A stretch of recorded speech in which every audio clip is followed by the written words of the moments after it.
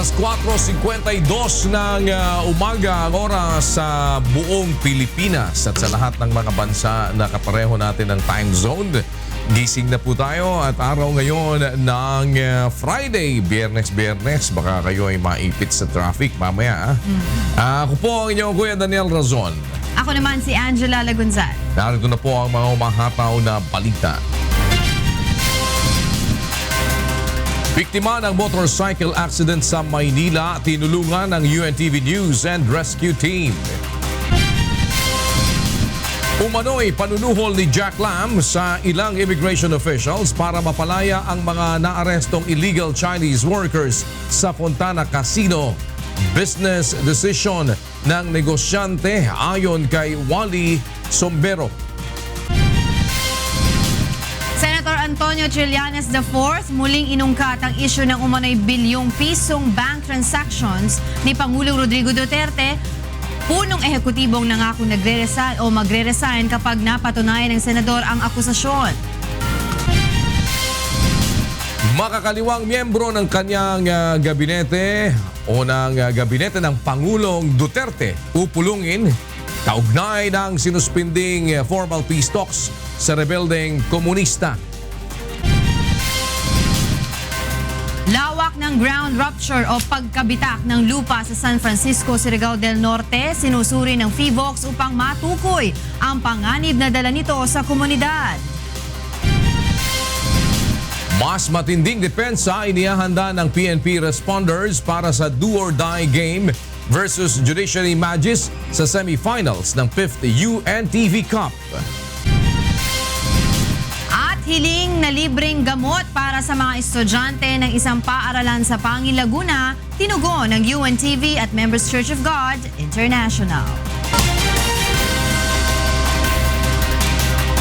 Sa detalye ng mga balita, tinulungan ng UNTV News and Rescue Team ang isang motorcycle rider matapos na mabangga ng taxi sa Maynila kagabi. May hataw na balita si Asher Kadapan live.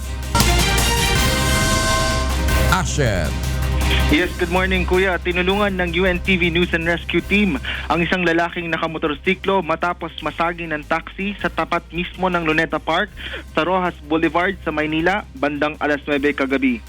Kinilala ang lalaking sakay ng motorsiklo na si John Joshua Gonzalez, 20 years old, taga Tondo, Maynila. Ayon sa driver ng taxi na si Gregorio Maximo, bumangga ang motorsiklo habang papaliko ang kanyang sinasakyang taxi. Ayon naman kay Gonzalez, diretso at mabagal lang ang kanyang pagtakbo nang biglang lumiko ang taxi kaya't nagkasagihan ito at siya ay tumilapon mula sa kanyang motorsiklo. Nilapatan ng paunang lunas ng UNTV News and Rescue Team si Gonzalez na nagtamo ng pananakit sa kanang hita at posibleng bali sa kanang balikat. Agad namang dinala ng grupo ang biktima sa Jose Reyes Memorial Medical Center para sa kaukulang atensyong medikal. Balik sa iyo, Kuya. Maraming salamat Asher Kadapan, gulat ng live mula sa Maynila. Pupulungin naman ni Pangulong Rodrigo Duterte ang mga miyembro ng kanyang gabinete na kabilang sa mga leftist o makakaliwang grupo kung saan inaasahang tatalakayin ang ipinatigil na usapang pangkapayapaan. Narito ang hataw na balita ni Rosa Licos. Nakatakdang kausapin ni Pangulong Rodrigo Duterte sa Lunes, February 20 sina Agrarian Reform Secretary Rafael Paeng Mariano, National Anti-Poverty Commission Chairperson Lisa Masa at Social Welfare and Development Secretary Judy Tagiwalo na pawang kilala bilang makakaliwa. Kasama rin sa meeting sina Government Peace Panel Chairman Silvestre Bello III at Presidential Advisor on the Peace Process Jesus Dureza kung saan inaasahang pag-uusapan ng mga nangyari at kahihinat na ng peace talks sa CPP, NPA, NDF. Ikinalugod ni Masa ang naturang hakbang dahil nagpapakitaan niya ito ng kahandaan ni Pangulong Duterte na pakinggan ang kanilang pananaw sa issue. The fact that he wants to meet us, my interpretation is that he is open to hearing our views. Samantala, tiniyak ni Masa na nananatili ang tiwala nila sa Pangulo kaya hindi nila sasayangin ang ibinigay sa kanilang pagkakataon upang makatulong sa mamamayan. Yung pagsasaboses noong hinaing ng mamamayan, hinaing ng sibilyan, perspektiba ng sibilyan, hindi nung mga militarista. No? sa loob ng gabinete. Rosa Licoz, UNTV News and Rescue, Malacanang. Binigyan ng Department of Justice hanggang Lunes ang National Bureau of Investigation at PNP Anti-Kidnapping Group upang maisumite ang mga ebidensya kaugnay ng G.Ju kidnap slay case. Ito ay upang makausad na ang investigasyon ng kagawaran kaugnay nito. Narito ang hataw na balita ni Joan Nano. Dumalo sa pagdinig kahapon sa Department of Justice ang mga respondent na sina SPO3 Ricky Santa Isabel, SPO4 Roy Villegas, Jerry Omblang, Barangay Captain Gerardo Santiago, Christopher Alan Gruenberg, gayon din ang itinuturong mastermind sa pagpatay kay G.Ju na si Police Superintendent Rafael Dumlao. Subalit hindi naman natuloy ang nakatakdang presentasyon ng counter affidavits ng mga respondent dahil hindi pa rin nakukumpleto ng National Bureau of Investigation at PNP Anti-Kidnapping Group ang lahat ng pleadings at mga dokumento na kinakailangan para sa pagpapatuloy ng reinvestigation. Pinagbigyan naman ng Justice Department ang hiling ng NBI at PNP-AKG na makumpleto muna ang lahat ng kopya ng sworn affidavits at original and supplemental complaint. Una nang umapila sa panel ng 15 araw na palugit ang NBI habang 20 days na extension naman ang sa PNP, subalit 3 araw lamang ang ibinigay sa kanila ng DOJ. Sa Lunes, kinakailangan makumpleto na ng Joint Task Force ang lahat ng mga nabanggit na dokumento habang itinakda naman sa March 2, alas 2 ng hapon ang presentasyon ng counter affidavits ng mga akusado. Muli namang iginiit ni SPO3 Ricky Santa Isabel na walang sinumang tauhan ng NBI ang sangkot sa naturang kaso at tanging mga tauhan lamang ni Dumlao ang nasa likod ng pagpaslang sa Korean businessman. Yung theory nila na ni-involve yung NBI, hindi ko yun. Wala pong involved na NBI dito. Puro mga tauhan lang yan ni Dumlao ang involved para ma-meritorious promotion sila. Samantala, isasama naman bilang isa pang complainant sa kaso ang katulong ng pamilya G na si Marisa Dawis Morquicho na kasamang dinukot noong October 2016, subalit kalaunan ay pinakawalan rin ng mga suspect. Kasi ang initial investigation naman ng PNP is kasama siya sa mga dinukot. So, as far as the EKG is concerned, kidnap victim din siya. Although on the end, pinakawalan. Joan Nano, UNTV News and Rescue, Department of Justice.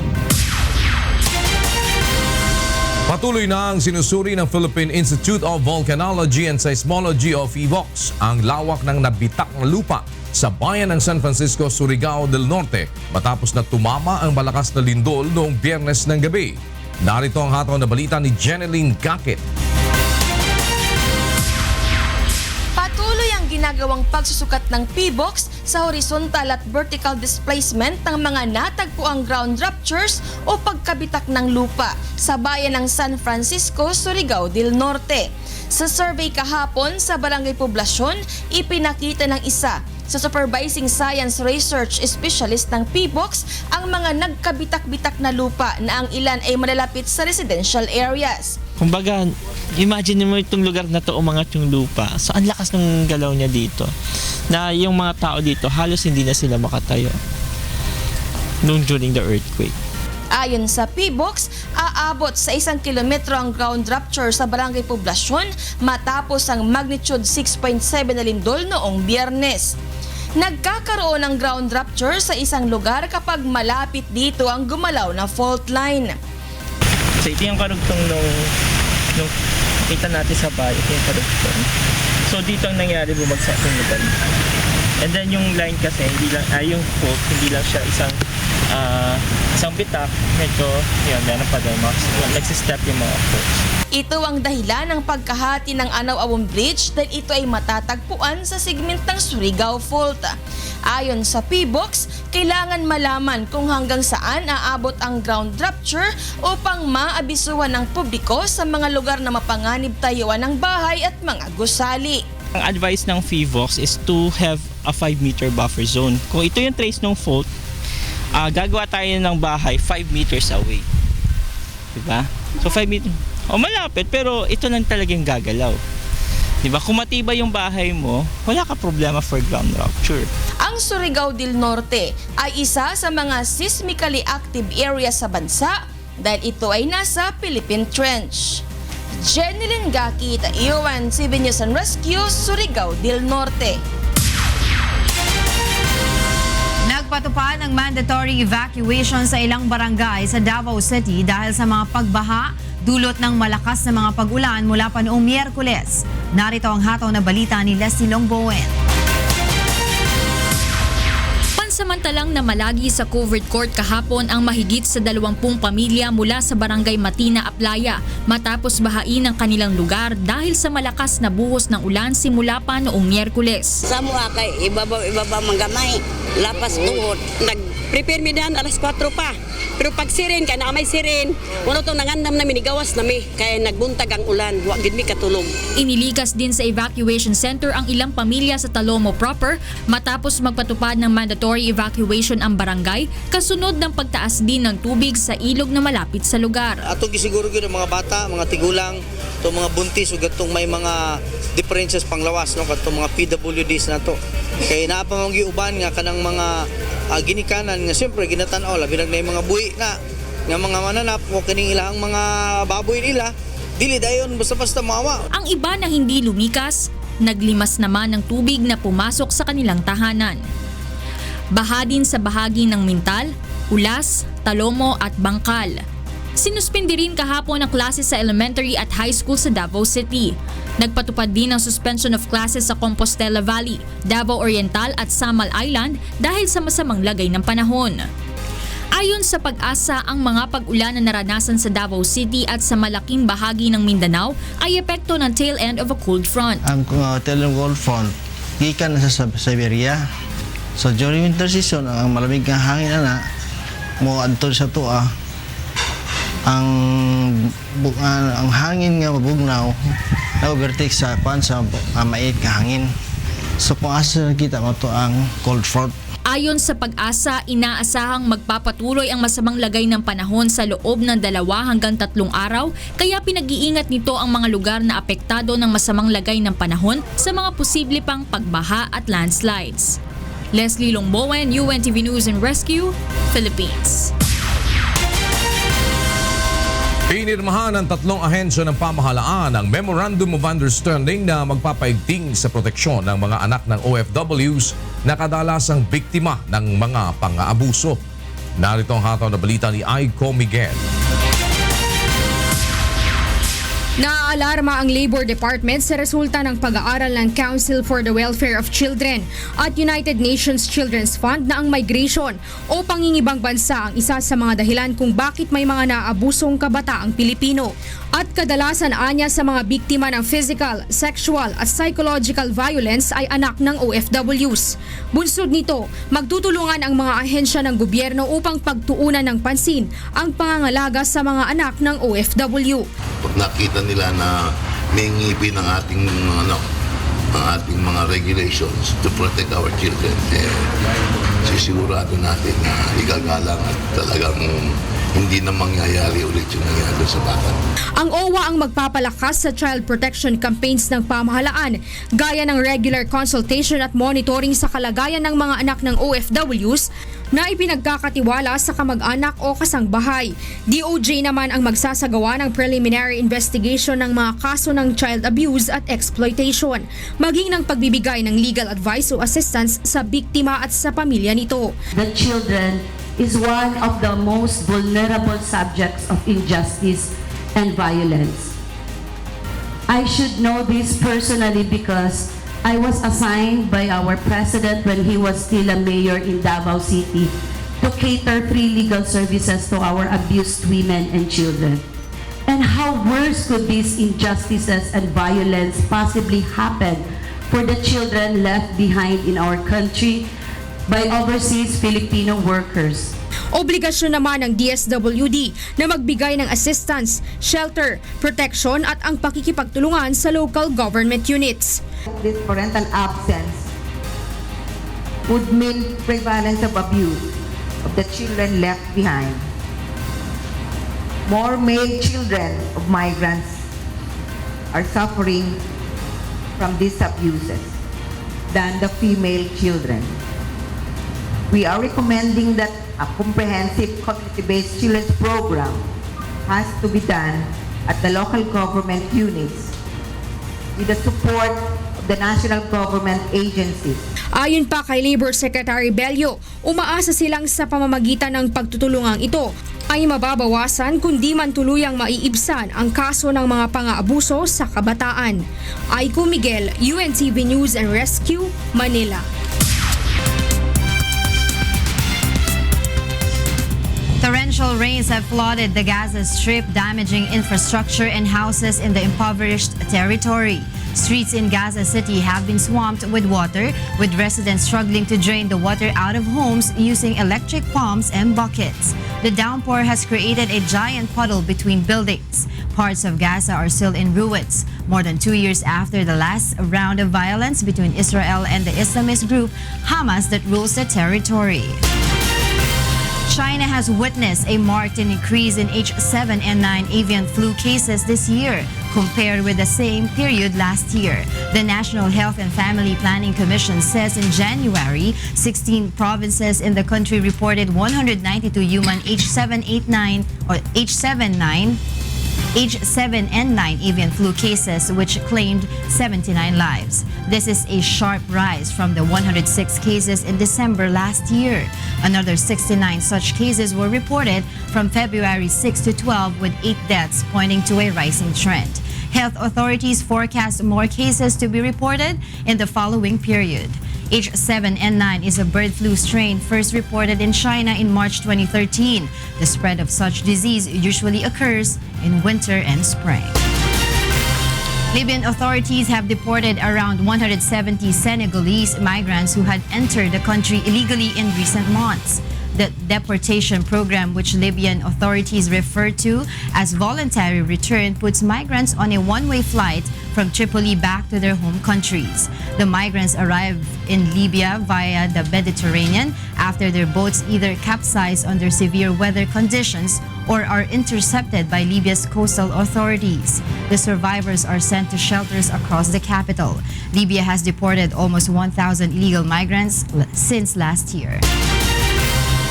5:13 in the morning. Puntahan natin ang Radyo La Verdad 1350 kasama si Attorney G, Beth at Jocas. Leto. Basta manominate lang tayo. Pwede na yun. Kuya. Diba? Morning. Morning. Hindi kami nagkakarinigan eh. Oh, bakit? Hello, Kuya. Hi. Kuya. Hello. Morning. Din- Aga ni Kuya, no? Di niyo ako nadidinig? Yan, Naririnig ka na namin. ngayon pa lang. Yan. Okay. Good morning, Kuya. Ano na namang nomination yan at pinag-uusapan ninyo? Oscars. Ngayon lang namin nalaman. Ngayon lang namin nalaman, Kuya eh. Nominated pala ang huntahan, kapit tatlo, sa Golden Dove Award. Wow. Talaga. Golden Dove Awards. Best radio personality. Hindi ko lang alam anong category, Kuya, pa. Ano, best? So marami pa lang. Basta radio- best personality. Best radio personality. Or AM station. Akala ko kanina, Kuya, for perfect attendance. Good luck, good luck. Oh. Ang pinakamagulong booth. Akalain mo, di ba nakaubo mo na ba kayo isang linggong Nakaka kompleto 2 weeks kayo? na kami, Kuya. 2 in a row na, Kuya. Kaya kayo na-nominate. Kaso baka wala ako sa Lunes. Jacket, Kuya. Ha? Bigyan mo na Bigyan ng ng jacket at saka ng milk tea, yan, ha? Pwede ba Ay, nag-request pa Pwede, siya. pwede ba matcha? Pwede, pwede. tea. Pwede, pwede. Cappuccino, pwede. Yung kape, buhos mo sa damit mo, matcha na yun. No? Hindi matcha. Kala ko matcha. Bibigyan minsan. Parang ikaw lang. Oh. Naguluhan lang sa amin, siguro sabi, bigyan na nga ng award tong tatlong to. Ang iingay. Ang iingay na aga-agang gumising, di mga muta pa Sa bagay, oh. Hindi, dapat talaga pag umaga medyo maingay ng konti para... Kasi yung programa bago kami din, Kuya, di ba si Friendly nominated din siya? Nominated siya Best Old Personality. Oldest personality. Sa ano In the siya? broadcast industry. Teka, ano bang tawag doon? KBP. Sa Lifetime Achievement. Hindi, sa ano yan? Gato Roy, Broadcaster Yan ang of the Year. tinatawag na Walang Kamatayan Award. Yun. Ang pasado lang dyan yung ang qualified yung mga 50 years pataas in service. in Hindi public pa kakasali dyan. Matagal pa. Ilan na ba, Kuya? Siguro mauna-una lang ako ng 1 taon sa iyo, Angel. Sa tagal. Ilan taon ka na ba, Kuya, sa industriya? Ha? Sa industriya. Qualified ako sa di pa kami laos. Ay, sabihin. Na bracket. Sa industriya? 1983. Chinese garter. Ay, matanda pa Ay, hindi pa. 83. Matanda pa sa akin. Ito dyan, Industriya si Kuya. Ano? Mas matanda pa sa akin. Yung industriya mo. 34 years, Kuya. Matanda pa raw ako sa industry. Matanda ako. Mas matanda pa yung industriya Headlines. mo. Hindi, kuya, sabi, at least daw hindi posthumous award. Posthumous award. Okay, maraming salamat. Narito mga dapat abangan sa ikalawang paghataw ng mga balita. Umano'y panunuhol ni Jack Lam sa ilang immigration officials para mapalaya ang mga naarestong illegal Chinese workers sa Fontana Casino. Business decision ng negosyante ayon kay Wally Sombero. Senador Antonio Trillanes IV muling inungkat ang issue ng umano'y bilyong pisong bank transactions ni Pangulong Rodrigo Duterte. Punong ehekutibo nangako magre-resign kapag napatunayan ng senador ang akusasyon. EDSA People Power Anniversary sa ilalim ng Duterte administration magiging simple at tahimik ayon sa Malacanang. Mas matinding depensa inihanda ng PNP responders para sa do-or-die game versus Judiciary Magis sa semifinals ng PIF UNTV Cup. At hiling na libreng mga gamot para sa mga estudyante na isang paaralan sa Pangil, Laguna, tinugon ng UNTV at Members Church of God International. Sa detalye ng mga balita, nirespondihan ng UNTV News and Rescue Team ang motorcycle accident sa Quiapo, Maynila kaninang madaling araw. May hatol na balita si Asher Kadapan live. Asher.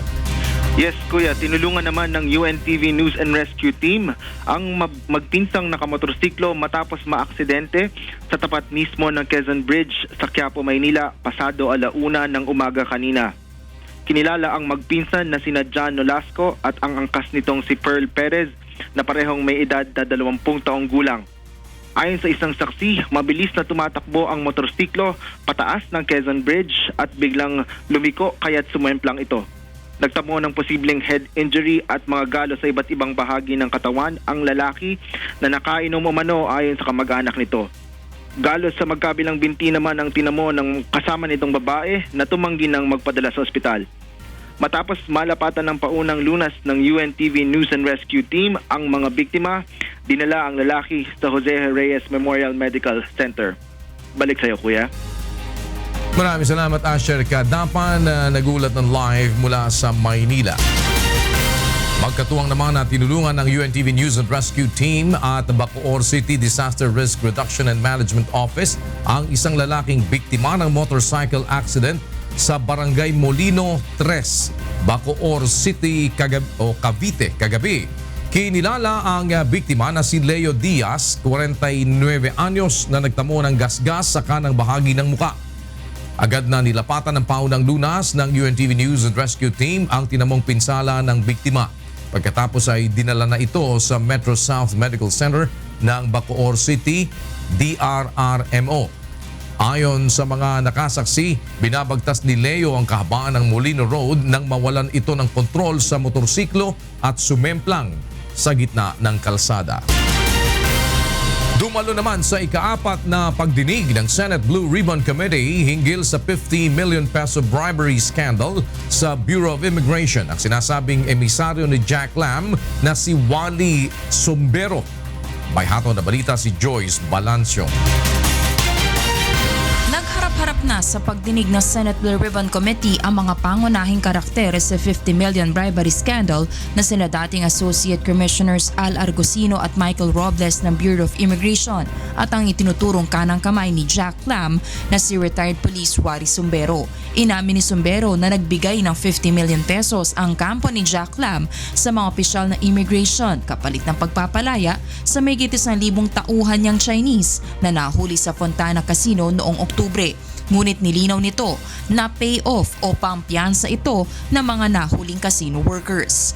I'd like to make into records that what happened in City of Dreams between 11 o'clock ng gabi ng November 26 up to 6:30 in the morning of November 27, wala pong nangyaring extortion or bribery for the record, Mr. Chair. Ano pong nangyari doon? Yun po ay payoff. It was a business decision on the part of the Jaclam Group to decide to agree on that amount. Itinanggi naman ni Sombero na fixer siya sa industriya ng gaming business, ngunit tumulong siya sa pag-aabot ng pera kina Argosino at Robles sa City of I was Dreams. instructed, I was telling Mr. Alice, Mr. Chair, na ayokong mag-withdraw ng pera. I don't want to get involved in the withdrawal of the money. So sabi niya sa akin, maghanap ka ng taong mag-withdraw. Naghanap naman po Ikaw rin ako. pala nag-produce ng tao eh. Sa utos po ni Alex, Mr. Chair. Hindi niya kausap. You produce the two people, correct? Correct, Mr. Chair. Then why don't you say so? You're bordering on contempt. At nandoon po ako bilang isang head ng isang organisasyon na gusto kong isave ang industriya. Sa kabila nito, inamin din ni Sombero na tumanggap siya ng 10 milyong piso mula sa nasabing transaksyon. Sinabi naman ng representative ni Lam na si Charlie Atong Ang na inutang pa ni Lam sa kanyang business partners ang 50 milyon na ipinambayad na piyansa. Gayunman, tinutuban na sila na isa pala itong kaso na extortion nang hindi pa rin pakawala ng immigration ang mga nahuling Chinese at humingi pa sina Argosino ng karagdagang 50 milyong piso. Sa akin kung nasaan yung 5 folders pa. Ang sabi ko naman, nabigay ko na halos 60 kay Mr. Wally Sombrero na wala pa rin nangyayaring bail. And then what happened? Sabi na, it's up to you, the ball is in your hand. Pag wala yung 5 folders, walang mangyayaring release na tao niyan. Kumbinsido naman si Senator Richard Gordon na kaso ito ng extortion o pangingikil ng mga opisyal ng immigration at hindi bribery. So having said that, I think medyo more or less malinaw na talagang may extortion because araw-araw nangyayari yan. Halos araw-araw. Extort yung dalawa. Yung dalawa nag-extort. Tapos yung iba, I want to give them as much leeway as I can na mapaliwanag. Samantala, nagpresenta naman si Senator Antonio Trillanes IV kanina sa pagdinig ng 2 text messages kay Sombero mula umano kay Argosino. Sa nasabing mensahe, sinabi umano ni Argosino na nag-aayos ito ng meeting sa isang taong malapit sa Pangulo. Inalok rin niyang ilapit sina Sombero at Lam sa Pangulo. Sa isang text message naman, sinabi niyang makikipagkita siya sa nakatatandang kapatid at son-in-law ng Pangulo at inutusan sina Sombero na ituloy lang ang plano. Bagaman inamin ni Wally Sombero na natanggap niya ang mga mensaheng ito, hindi umano niya sinagot ito. Sinabi naman ni Argosino na titignan muna niya ang validity o katotohanan ng mga nasabing mensahe. Ayon kay Senator Trillanes, nangangahulugan ang mga ito na may kinalaban si President Rodrigo Duterte sa bribery scandal. Bakit gumalaw si Secretary Aguirre about this? Because there was a directive. Bakit nangyari yung raid? Hindi lang naman kahit ito ni Kim Wong Based dito sa nangyayari na to kasi hindi mangyayari lahat ito kung walang imprimatur ng presidente. Hiniling naman ni Senator Trillanes na ipasubpina sa pagdinig ang memorandum circular na inilabas ng Department of Justice na siyang naging basihan ng raid sa Fontana Resort. Hinamo naman ni Chief Presidential Legal Counsel Salvador Panelo na maglabas ng ebidensya si Trillanes sa kanyang mga aligasyon. Hindi rin kumbinsido si Gordon na may kinalaman ng Pangulo maliban na lang kung may maipakitang pruweba si Trillanes. Marami rin anyang kailangan pang klaruhin sa issue sa susunod ng pagdinig ng komite sa March 2. Joyce Balancio, UNTV News and Rescue, Senate of the Philippines. Handa umanong mag-resign si Senator Antonio Trillanes IV kapag napatunayan ni Pangulong Rodrigo Duterte na hindi totoo ang kanyang aligasyong nagkaroon ng mahigit 2 bilyong pisong bank transaction ang Pangulo mula noong 2006 hanggang 2015. Sinabi naman ng Malacanang na handang ilabas ng Pangulo ang kanyang bank details sa tamang forum. Narito ang hatol na balita ni Aiko Miguel. Muling hinamon ni Senator Antonio Trillanes IV si Pangulong Rodrigo Duterte na patunayan nitong hindi siya sangkot sa korupsyon. Sa isang press conference sa Senado, muling inungkat ni Senator Trillanes ang alegasyon noong panahon ng kampanya na may 2.4 billion pesos na bank transactions si Pangulong Duterte mula 2006 hanggang 2015. Namigay pa ang senador ng ilang kopya ng mga nasabing dokumento na umano'y nakuha niya mula sa ilang concerned citizen.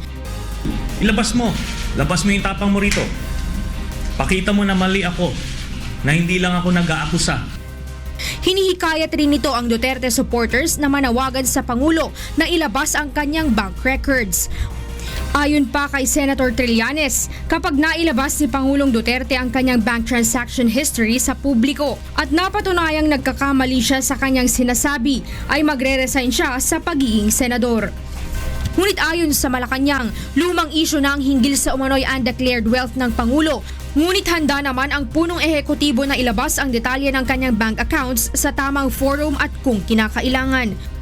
Not in response to grandstanding. If necessary and if within the right context, due process, but not just to respond to some grandstander of items that have already been discussed 3 days before election. So basically, this is just bringing up old issues. Unang lumutang ang issue sa bank transactions ni Pangulong Duterte bago ang halalan noong 2016. Ngunit itinanggi ng Bangko Sentral ng Pilipinas at Anti-Money Laundering Council na nanggaling sa kanila ang mga nasabing dokumento. Sinabi rin ng Malacanang na dapat sundin ng senador ang due process at maghain ng kaukulang reklamo sa paratang na matagal na anilang sinagot ng Pangulo. Aiko Miguel, UNTV News and Rescue, Philippines.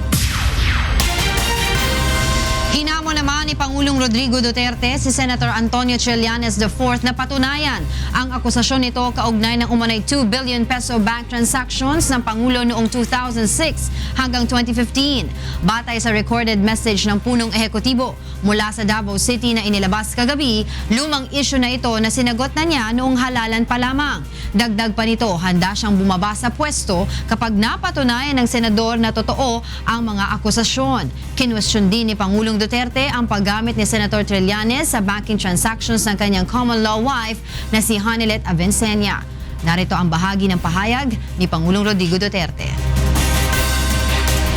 If Trillanes can prove his allegation that I have amassed 2 billion pesos illegally, or if that bank account under my name has a total deposit at one time of even just $500 million, I will resign as president immediately. Trillanes, alam mo, yang si Hanilet started her donut business 18 years ago.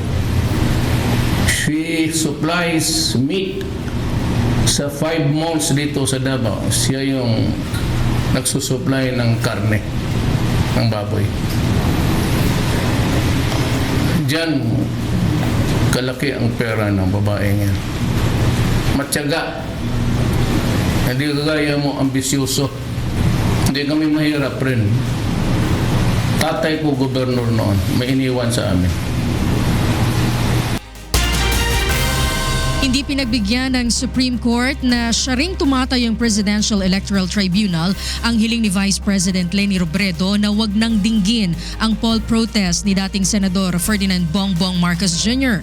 Batay sa PET resolution na may petsang Enero 24, sufficient in form and substance ang isinampang reklamo ni Marcos kaugnay sa umano'y nangyaring mga irregularidad sa ilang presinto noong panahon ng eleksyon. Gayunman, nilinaw ng tribunal na hindi pa ito maikukonsiderang panalo sa panig ni Marcos dahil kailangan pa rin nilang patunayan ang kanilang mga alegasyon sa mga gagawing pagdinig. Labis namang ikinatuma ng kampo ni Marcos ang desisyong ito ng PET at umaasaan niya silang masisimula na sa lalong madaling panahon ang formal hearing sa kanilang kaso. Magiging simple at tahimik ang unang paggunita ng EDSA People Power Revolution sa ilalim ng Duterte administration ayon sa Malacanang. Narito ang hatol na balita ni Rosa Licos. Iginiit ng Malacanang na kinakailangang sumulong ang Pilipinas maging sa aspeto ng pag-alaala sa mahalagang pangyayari sa kasaysayan ng bansa. Ito ang dahilan kung bakit magiging simple at tahimik ang paggunita sa EDSA People Power Revolution na nagpatalsik sa diktadoryang pamahalaan ni dating Pangulong Ferdinand Marcos. The emphasis has shifted. It is no longer a celebration of the past. It is now a reflection on what can happen in the future. So we're moving on from those things. Taliwasan na kagawian nitong mga nagdaang taon. Hindi na sa People Power Monument gagawin ang komemorasyon ng tinaguriang Bloodless Revolution. Sa halip, sa loob na lang ng Camp Aguinaldo at Malacanang ang venue ng programa para sa taong ito. Itinanggi naman ng Malacanang na politika ang dahilan kung bakit hindi masyadong pinagtuunan ng pansin ng pamahalaan ang preparasyon para sa People Power Anniversary. We think holistically, The whole nation is evolving. We can't get stuck in the past. Sa February 25 ang ika-31 taong paggunita sa 1986 EDSA People Power Revolution. Isang araw ng refleksyon at paggunita ng People Power para sa ibayong pagtatatag ng bansa ang temang napili para sa kauna-unahang selebrasyon nito sa ilalim ng Duterte administration. Rosa Licoz, UNTV News and Rescue, Malacanang. Nagbigay ng rekomendasyon ang ilang cybersecurity expert upang maiwasan ang data leak bunsod ng dumaraming insidente ng hacking. Narito ang hato na balita ni Mon Hocson. Malaking panganib kung hindi mapoprotektahan ng pamahalaan at maging ng sino mang individual ang mahalagang datos gaya ng personal o pribadong impormasyon. Tulad na lamang ng nangyaring leak sa database ng COMELEC bago mag-eleksyon noong isang taon kung saan nalantad ang mahigit 55 milyong voters information.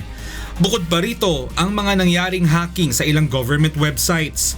Kaya naman nagrekomenda ng precautionary measures ang ilang cybersecurity expert sa National Privacy Commission o NPC upang maiwasan ang mga ganitong pangyayari. Ang isa sa pinakamabisa ay ang pagtatalaga ng mga tinatawag na Data Privacy Officer o DPO na siyang gagawa ng mga sistema at paraan upang maingatan ang mga datos ng isang kumpanya o ahensya. Isang advisory na ang inilabas ng NPC na nire-require ang mga ahensya ng pamahalaan at mga kumpanya na magkaroon ng DPO pagsapit ng September 2017. Subalit ang problema, iilan lamang ang mga data privacy officer dito sa Pilipinas. Wala ring kurso na magse-certify para sila ay maging DPO.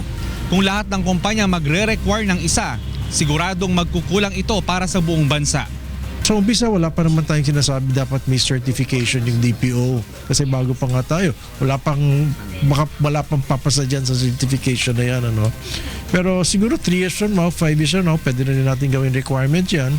Nagbabala naman ang mga cybersecurity experts na lalo pang tataas ang kaso ng hacking kasabay ng patuloy na paglago ng teknolohiya. We're in this era where people are collecting more and more information. But as you keep more information, then it becomes more vulnerable. Your risk profile increases and the need for protection increases. Sa hinaharap ay bubuo ang NPC ng Data Privacy Council na bubuuin ng mga maitatalagang DPO sa lahat ng mga ahensya ng pamahalaan at kumpanya sa buong bansa. Mon Hocson, UNTV News and Rescue, Makati City.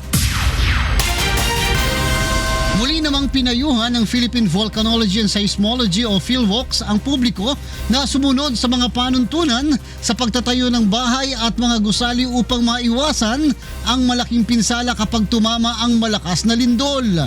Narito ang hataw na balita ni Jeneline Gakit. Mabuti ang naidudulot ng pagsunod sa tamang panuntunan sa pagtatayo ng bahay o di kaya ay gusali ayon sa Philippine Institute of Volcanology and Seismology o PHIVOLCS. Katulad na lamang ng isang bahay sa Barangay Poblacion, San Francisco, Surigao del Norte kung saan ayon sa PHIVOLCS ay halos 2 metro lamang ang layo nito mula sa fault line. Subalit dahil sa sumusunod sa tamang panuntunan sa pagpapagawa ng bahay, ang may-ari nito ay walang sira o nakitang bitak dito. Nakaligtas yung bahay kasi wala siya sa ibabaw ng fault. Tapos ang isang maganda dito, yung bahay na to, medyo matibay yung pagkakagawa. Sumunod yung may-ari sa standards. Like they use 6 inches na hollow blocks, tama yung bakal niya. Ayon sa may-ari ng bahay, 38 years na silang naninirahan dito at ngayon lang nila nalaman na malapit sila sa fault line. Amo kami nakakuha na may fault line. Pero di doon sa tulay. Wala lagi kang balo kung fault line eh. Dahil sa paggalaw ng Surigao Fault Line noong Biyernes, bakas na bakas ang ground rupture sa barangay poblasyon. Yung hazard ng ground rupture, yung pag nando ka mismo sa ibabaw ng fault. Kasi walang walang engineering intervention. Sabihin niya matibay yung structure, matibay yung pundasyon. Payo ng PBOX, importante na huwag tipirin ang mga materyales sa pagtatayo ng gusali o bahay para malaman kung ligtas ang inyong tirahan sakaling magkalindol. Tingnan kung may mga bitak na ang mga pader o kaya sahig. Suriin din kung malambot ang lupang kinatatayuan ng bahay. Kung magpositibo, ipacheck kaagad ang bahay sa building engineer. At kung nais ring malaman kung ang kinatatayuan ng kanilang bahay ay nasa fault line, ay may ibinibigay silang hazard map sa mga lokal na pamalaan. Jeneline Gaki, Taiwan, TV News and Rescue, San Francisco, Surigao del Norte. Para naman sa mga balita sa labas ng bansa, narito si Rina Villamor Camera. Rina, go ahead. Thank you, Angela. Here are the latest news from different parts of the world. The group of 20 or G20 foreign ministers have arrived in Germany's foreign capital of Bonn for a two-day meeting. The event will be the first for Rex Tillerson, the newly appointed U.S. Secretary of State. This comes at a time when many are wondering how far President Donald Trump's America's First message will reshape his country's foreign policy. Participants also include Russian Foreign Minister Sergei Lavrov, British Foreign Minister Boris Johnson, and Chinese Foreign Minister Wang Yi, among others. In other news, a 64-year-old woman in the northern Spanish city of Burgos gave birth to twins after going to the United States for fertility treatments. The fraternal twins, a girl and a boy, were delivered by cesarean section at Burgos Recoletas Hospital after 37-week pregnancy, and both are in good health. In 2012, the woman gave birth to a girl in the same hospital, and according to reports, she lost custody of her first daughter in 2014 after a family court found she had been neglectful. And those are the latest news from around the world at this morning. Back to you, Angel. Thank you, Rina. Para sa mga karagdagang balita, bumisita lamang sa aming website na untvweb.com. Narito naman ang mga dapat abangan sa ikatlong paghataw ng mga balita. Mahigit 400 milyong pisong halaga ng dangerous drugs sinira ng Philippine Drug Enforcement Agency o PDEA sa pamamagitan ng thermal decomposition. Presyo ng ilang bilihin sa Surigao City tumaas sa kabila ng umiiral na price freeze kasunod ng magnitude 7 or 6.7 na lindol noong nakalipas na Biyernes.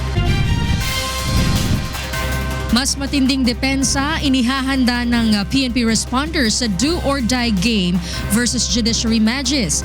BOC Transformers nangakong babawi sa Malacanang Kamao sa laban ngayong linggo. Sa detalye ng mga balita, sinira kahapon ng Philippine Drug Enforcement Agency o PDEA ang iba't ibang uri ng dangerous drugs na nakumpiska sa magkakaibang operasyon ng ahensya. Narito ang hataw na balita ni Leslie Longbowen. Methamphetamine hydrochloride o shabu, liquid methamphetamine, cocaine, ketamine, marijuana at mga expired na gamot. Ilan lamang ang mga ito sa halos 330 kilong assorted pieces of drug evidence na sinira ng Philippine Drug Enforcement Agency sa pamamagitan ng thermal decomposition. Ang naturang proseso ay gumagamit ng heat application upang matiyak na hindi na maaaring mabuong muli ang harmful substances. Isinagawa ang drugs disposal and destruction sa Integrated Waste Management Incorporated sa Barangay Aguado, 13 Martires City, Cavite. That this destruction of illegal drugs and CPEX or controlled precursors and essential chemicals is a continuing activity of PDEA as mandated by Republic Act 9165 or the Comprehensive Drug Act of 2002. Sa kabuuan, nasa 474 million pesos ang halaga ng sinirang dangerous drugs na nakumpiska sa magkakaibang operasyon ng ahensya. Comprising of 142,000 grams of methamphetamine or hydrochloride or most popularly called shabu, called from Parañaque, Angeles, and Valenzuela operations, The 121,000 grams of marijuana taken from Quezon City, Malolos, Bulacan, and Region 4A operations, and 5,900 grams of cocaine obtained from Quezon City and San Fernando operations. Personal namang sinaksihan ni Public Order and Dangerous Drugs Committee Chairman Senator Panfilo Lacson ang pagsira sa mga illegal substance. Hindi ako nag-atubili na padagdagan ang 2017 budget ng PIDEA ng halagang 868 million pesos upang lalo nilang palakasin ang kanilang pakikibaka laban sa illegal na droga. Ang PIDEA ang inatasan ni Pangulong Rodrigo Duterte na manguna sa War on Drugs campaign ng pamahalaan kasunod ng pagbuwag sa PNP Anti-Illegal Drugs Group dahil sa pagkakasangkot sa G.I.G.Ju kidnap slay case. Leslie Longbowen, UNTV News and Rescue, Philippines. Tumaas ang presyo ng ilang bilihin sa Surigao City kasunod ng magnitude 6.7 na lindol noong nakalipas na Biyernes. Alamin natin ang detalye mula kay Jeneline Gakit, live. Jeneline, go ahead. Yes, maradsaw na aga, Angela, maradsaw na aga, Kuya. Sa pag-iikot namin dito sa Surigao City Public Market, napag-alaman ng grupo na mayroon ng mga bilihin na nagtaas ang halaga. Kabilang na rito ang presyo ng mga isda, gaya ng yellowfin tuna, na dati 100 piso kada kilo, ngunit ngayon ay 140 pesos na. 20 pesos naman ang nadagdag sa presyo ng tulingan kada kilo, ang bangus naman ay 130 pesos na mula sa dating 120 pesos. Tumaas din ang presyo ng gulay tulad ng ampalaya na ngayon ay 120 pesos kada kilo mula sa 80 pesos. Luya na 75 pesos na mula sa dating 50 pesos. 20 pesos naman ang nadagdag sa presyo ng sibuyas at kamatis, samantalang 10 piso naman ang nadagdag sa presyo ng bawang na ngayon ay 160 pesos na kada kilo.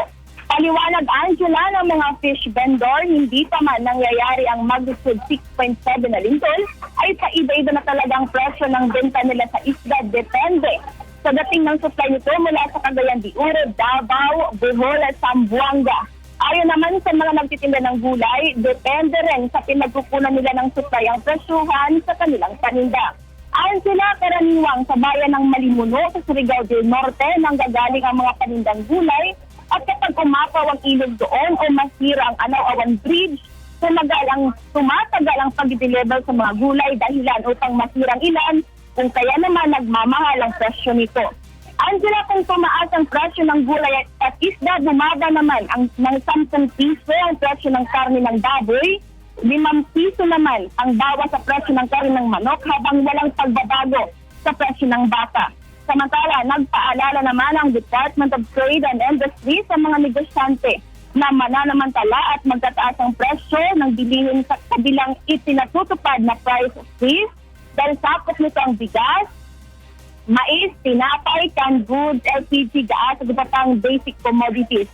Ang lalagdag dito ang ay maaaring patawan ng 1 hanggang 10 taong pagkakabilanggo at matang aabot sa 5,000 hanggang 1,000 piso. At mula ang ating update mula dito sa Surigao City Public Market. Balik sa yun dyan sa studio. Maraming salamat sa iyo, Jeneline Gakit, live na nag-ulat mula sa Surigao City.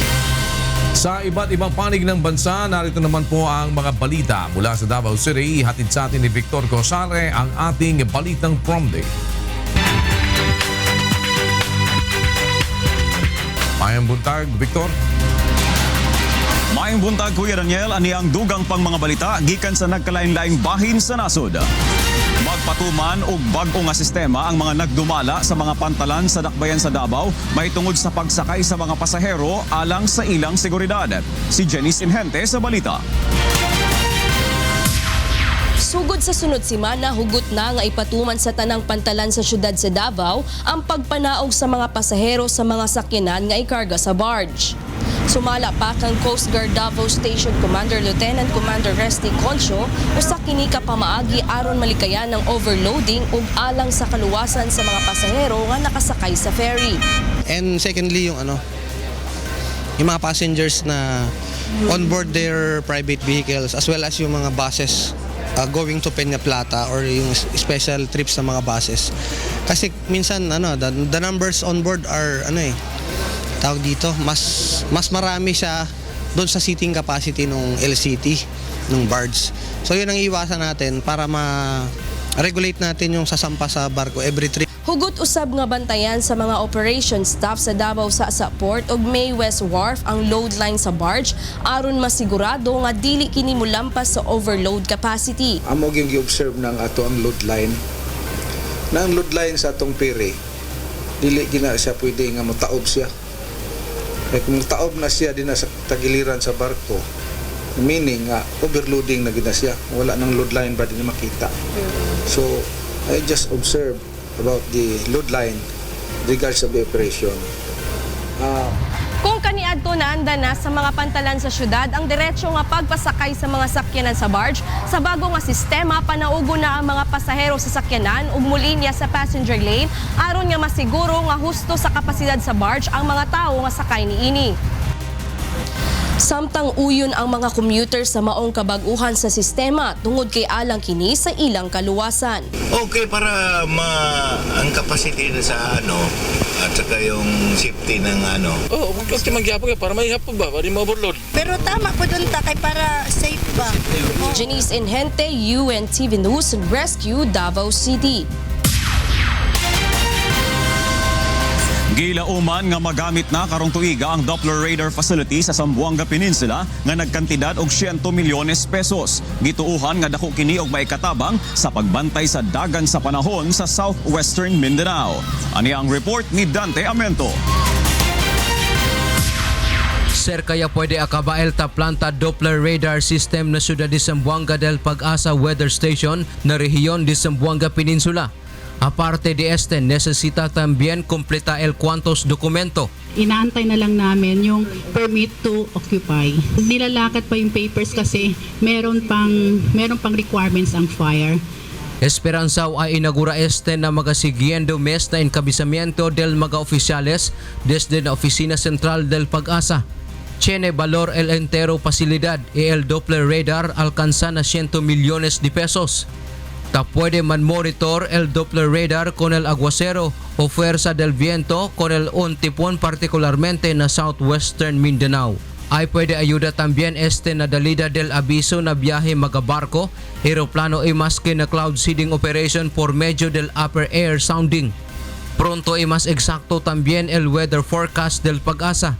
Mientras tanto, ya contesta el Pag-asa el asunto relatado con el anciano Sigon equipo, por eso hindi en buenamente el de ila dalida report de tiempo. Sa Zamboanga na sabihin na hindi pa kami modern kasi meron kaming sinusunod na WMO standard. Lahat ng mga instruments namin sa station, yun talaga ang WMO standards. Resentimiento lang yan training yan na pais de Finland mga personajes del Pag-asa Zamboanga sa Kimodo tao sa el weather equipment. Este el AK-3 na magaya planta Doppler radar na Mindanao alya na hinatuan Surigao del Sur y South Cotabato. Este año Esperanzao ay pwede ya este osa. Dantiamento, UNTV Noticias y Rescate, Ciudad de Zamboanga. O kana ang kinatibukan sa atong mga balitang promdi karong buntag. Gikan riya sa Davao City, balik diya sa kauluhan, Kuya Daniel. Daghang salamat, Victor Cosare, live mula sa Davao City. Sa labas ng bansa, kasama natin si Rina Villamor Camara.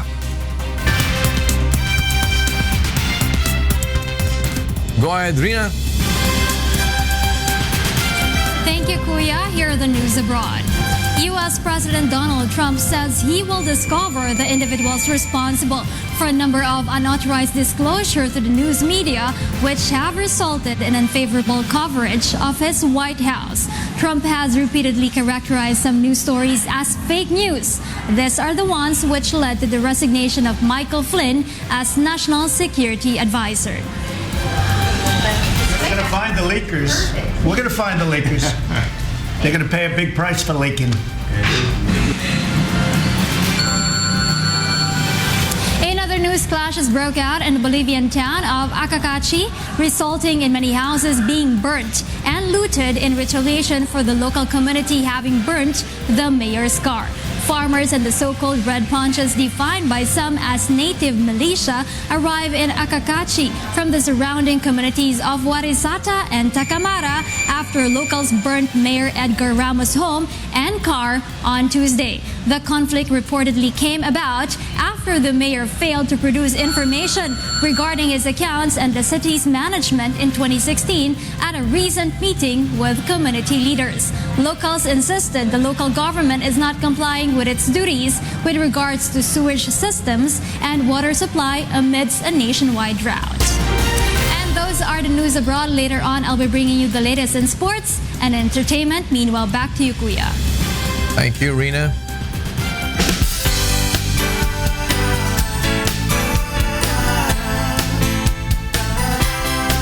Nagbigay ng mga libreng gamot at ang UNTV at Members Church of God International sa isang paaralan sa Pangil, Laguna para sa mga estudyante nitong may sakit. Narito ang hataw na balita ni Sherwin Culubon. Mula sa San Pedro, Laguna, mahigit 3 oras na nilakbay ng UNTV at Partner in Public Service MCGI o Members Church of God International ang Balian National High School Galalan Annex na matatagpuan sa bundok na bahagi ng bayan ng Pangil sa Laguna. Dala ng grupo ang mga gamot sa lagnat, ubo at sipon na hiniling ni Teacher Paul Albert Mendoza sa serbisyong kasangbahay para sa kanilang mga mag-aaral na may sakit. Ayon sa guro, bukod sa malayo ang kanilang lugar sa bayan, problema rin ng mga magulang ng mag-aaral ang pambili ng gamot dahil sa kahirapan sa buhay. Dito sa bundok, kulang talaga yung gamot na supply ng galing sa government.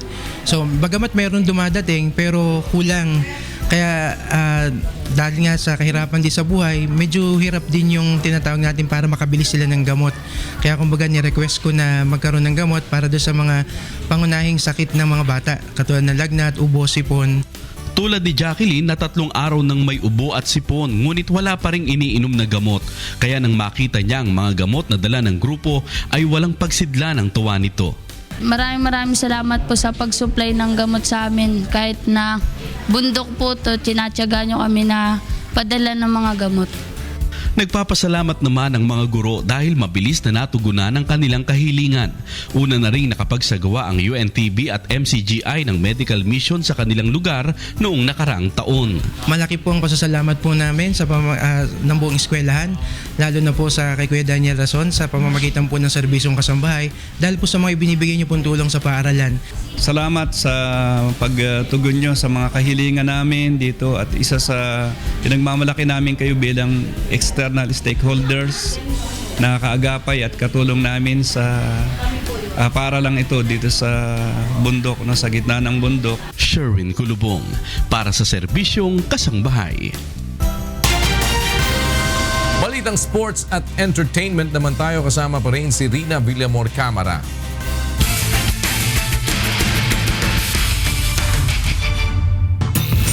Go, Rina! Kuya, make it or break it game para sa 4 teams na remaining natin dito sa ating UNTV Cup Season 5. Kaya naman mas matinding depensa ang inihahanda ngayon ng PNP Responders para sa do or die game kontra Judiciary Magis ngayong linggo. Samantala, nangako naman ng BOC Transformers na babawi sa Malacanang Kamao sa semi-final round ng UNTV Cup Season 5. Narito ang hatong na balita ni Bernard Dadis. Once again, Santa Cruz anchoring the defense.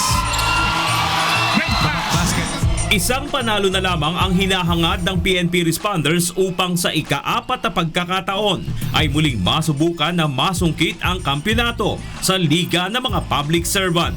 Ngunit aminado ang PNP na hindi ito madali, lalo na't ang kalaban nila ang 2-time champion Judiciary Magis sa do-or-die game ng semifinals ng UNTV Cup Season 5 sa linggo alas 3 ng hapon sa Pasig City Sports Center.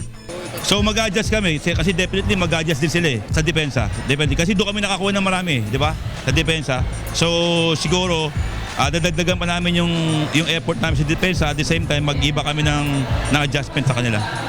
Noong nakaraang linggo, tinambakan ng 25 puntos ng Responders ang Magis sa score na 92-67. Kaya naman asahan na nila ang mas malakas na PNP Responders sa linggo. Una-una kay Kuya Daniel Rason, sa Kambayani dahil sa ligang to. May napapasaya ka na, may natutulungan pa kayo. And then sa mga supporters ng PNP Responders, sana supportan nyo kami sa next game namin. Ang Judiciary Magis pinaghahandaan na ang itatapat sa bilis ng PNP. Nagagawa naman, kaya lang siguro yung sobrang pagod na rin. Kailangan pa ng assistensya siguro. Siguro dapat makontrol namin yung pass break nila. Ayun ang ano sa amin, yung pass break tsaka shooting. Kailangan talunin para makabalik kami sa finals. Ganun pasa. Paano mo babangay? At sa second game, balik sa drawing board ang BOC Transformers matapos gulatin ang Malacanang Kamao sa kanilang sagupaan nung nakaraang linggo sa score na 99-88. Kung paano kami magkaroon ng good start sa game. Yun ang kulang namin. So, titingnan namin kung ano solution doon and hopefully makorek namin yan. Desidido ang Transformers na kunin ang final slot sa una nilang salang sa hardcourt ng UNTV Cup. Hindi na nila sila papayag na masundan pa ang 3 sunod nilang talo matapos ang 8 sunod na panalo bago makakyat sa semis. Ngunit ang Malacanang Kamao porsigidong ibigay ng todo ang buong persa sa do-or-die game nila ng BOC. Okay, papakita po talaga namin yung teamwork. Kasi ayun ang gusto ng ating mahal na Pangulo. Siyempre, kailangan mas maging determinado pa kami. Kasi lahat to inaalay na namin sa lahat para sa Pangulo, para sa mga batang magiging beneficial, magbibigyan namin ng regalo if ever we win, para sa pamilya namin. At kung naging effective ang kanilang formula sa BOC, mas lalo pa nilang bubugbugin sa matinding depensa ang Transformers. Yung formula talaga is yung intensity, pati yung communication namin both on defense and offense. Abangan ang mainit na sagupaan ng double-header do-or-die game ng semifinals ng UNTV Cup sa linggo na mapapanood ng live sa UNTV at live streaming sa untvweb.com. Bernard Daddies para sa UNTV Cup Season 5.